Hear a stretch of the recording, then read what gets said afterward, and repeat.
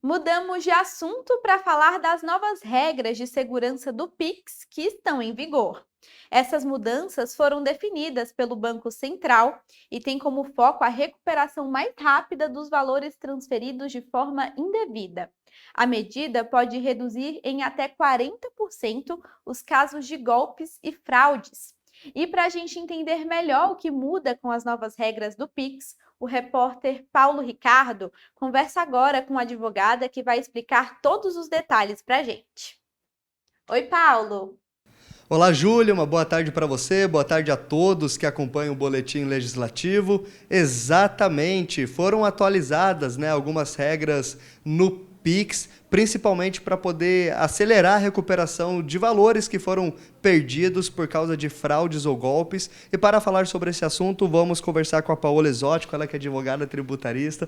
Paola, muito obrigado pela sua participação. Bom, essas atualizações do mecanismo especial de devolução, especial de devolução, o que mudou?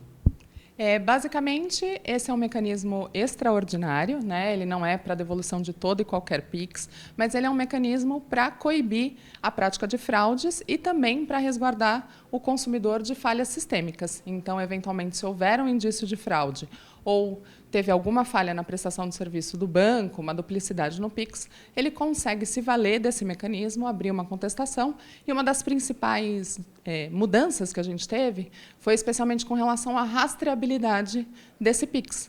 Pelo mecanismo, pela versão 1.0, só era possível rastrear a primeira conta de depósito. E agora, com essa evolução, essa atualização, você consegue, inclusive, rastrear esse valor em contas intermediárias. Perfeito. E essa rastreabilidade, ela é importantíssima? Era uma necessidade que existia? Era uma necessidade. Quando a gente analisa os números de devolução de PIX do ano passado, de 2025, a gente verifica que esse percentual era inferior a 10%. Então, esse mecanismo, a gente consegue dar uma segurança maior, né? Porque mesmo se da primeira conta, eventualmente, se nós estivermos falando de algum golpe, da primeira conta, esse valor já foi transferido para uma outra conta laranja, a gente consegue ter um bloqueio dessa outra transferência também e aumentar as chances de sucesso. E essa integração entre os bancos era algo que estava faltando, essa comunicação entre eles para poder rastrear onde está o dinheiro? Antigamente, esse mecanismo ele era facultativo, né? E a partir agora de fevereiro de 2026, ele passou a ser obrigatório. Ainda tem um período de adaptação, mas era assim algo que estava faltando justamente para trazer mais segurança para os consumidores diante de tantos golpes que a gente tem visto. E essa contestação ela precisa ser feita o mais rápido possível, assim que ocorrer a fraude ou golpe? O mais rápido possível, porque o fato de ter a contestação e o fato de ser acatada essa contestação não significa que o consumidor vai conseguir reaver esse valor, porque depende do saldo disponível na conta. Então, hoje em dia, uma das atualizações que a gente teve também é que essa contestação ela passa a ser pelo aplicativo. Então, os bancos eles têm a obrigatoriedade de disponibilizar para o consumidor a opção pelo próprio aplicativo de abrir essa contestação. Ela vai ser acatada e analisada. Atualmente, o prazo é aproximadamente 7 dias, mas o valor para ser devolvido ele precisa estar na conta. Então, se eventualmente for um golpe e esse valor ele já tiver sido sacado, né, já tiver saído da rede financeira, infelizmente o consumidor não consegue reaver. E precisa também ter bom senso ao utilizar essa funcionalidade, né? Não vale envolver situações comerciais, um arrependimento que você teve. Tem que ser realmente quando ocorre um golpe. A gente está falando de situações excepcionais, né? Então, a regra, de fato, é que o Pix ele é uma transferência, né? Uma movimentação definitiva. A gente precisa estar diante de golpes ou de falhas sistêmicas também. Então, se eventualmente o sistema do banco fez o Pix em duplicidade, você consegue acionar o MED 2.0 para fazer a contestação desse valor e a devolução dos valores que saíram em duplicidade. E com tantas mudanças no Pix, acabam surgindo algumas fake news envolvendo tributação. Explica um pouco mais sobre isso também.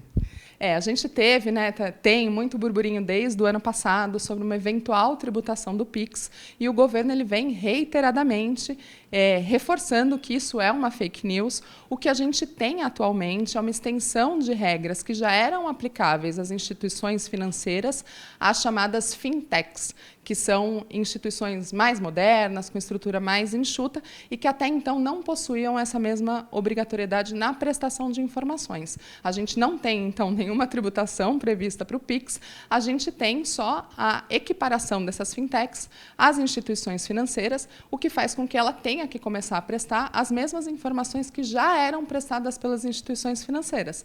Então, movimentações de pessoa física a partir de R$2.000 e movimentações de pessoa jurídica a partir de R$6.000, elas são reportadas por um sistema que chama e-financeira, e as instituições financeiras já faziam isso e agora as fintechs elas são obrigadas a fazer também. Perfeito, muito obrigado pela entrevista e pelas explicações. Obrigada a você. Perfeito.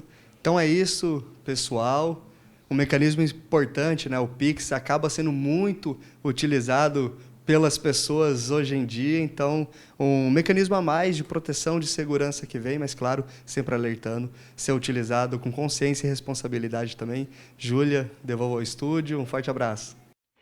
Abraço, Paulo. Obrigada pelas informações. Isso mesmo, em caso de golpes, a transação deve ser contestada o quanto antes pelos canais oficiais do banco para que a instituição analise o caso e, se confirmada a fraude, devolva o dinheiro.